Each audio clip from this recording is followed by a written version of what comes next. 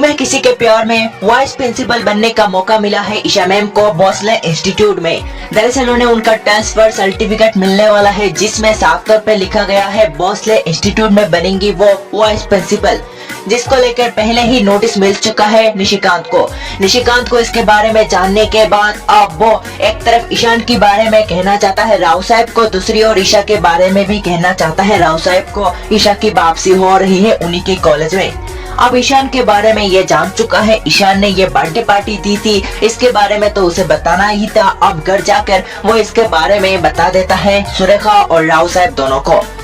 दूसरी ओर जहाँ सभी को पता चलता है कि ईशान ने उसके ऊपर रहमदिली करते हुए उसे पार्टी दी, ध्रुवा अपनी गैंग से कहती हुई नजर आती है कि ईशान दादा ऐसे ही गरीबों की मदद करते हैं और सभी भी एक गरीब है, इसीलिए ईशान दादा ने उसे एक सरप्राइज पार्टी दी, जिसे सुनने के बाद सभी के मन में एक बार फिर गलतफहमी पैदा होगी।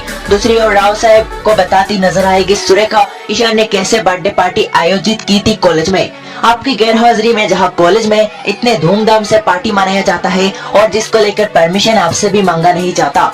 यही पर नहीं, दरअसल ये भी बताती है सुरेखा के हमारे कॉलेज में हो रही ईशा की वापसी। दरअसल ईशा भी इस कॉलेज में वापस आ रही है वाइस प्रिंसिपल बनकर, जिसका नोटिस हमें मिल चुका है और निशिकांत ये नोटिस लेकर घर आया है। अब हमें कुछ ऐसा करना होगा जिससे ईशा भी यहाँ पर आने से रुक जाए और कुछ इस तरह करना होगा ईशान जहाँ सभी का पीछा छोड़ दे।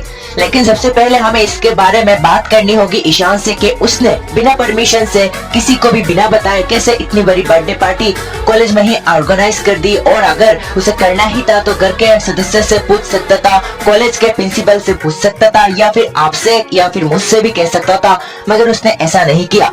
उसके और सभी के बीच कुछ चल रहा है और ज्यादा देर न करते हुए हमें उससे इस बारे में बात करनी होगी।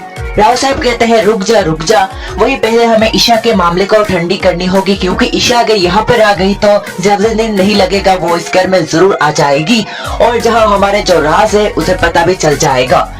सुरेखा कहती है साहब हमें इसको लेकर ज्यादा टेंशन लेना नहीं चाहिए, क्योंकि ईशान अपनी माँ ईशा से बेहद नफरत करता है, वो उसके करीब कभी नहीं जाएगा, मगर वो सभी धीरे धीरे मेरे बेटे को फंसा रही है और कुछ दिन ऐसा कर देगी कि उसे उससे शादी भी करनी होगी। इससे पहले मुझे ईशान से बात करनी होगी और आप मुझे नहीं रोकेंगे। वही राव साहब कुछ नहीं कहते इसके ऊपर और सीधे ईशान के कमरे में चली जाती है। जाने के बाद सभी लोग यहाँ पर मौजूद होते हैं और सुरेखा कहती है ईशान ने ऐसा क्यों किया, अपने परिवार का दिल क्यों दुखाया, उसने उस लड़की के लिए बर्थडे सरप्राइज क्यों प्लानिंग की।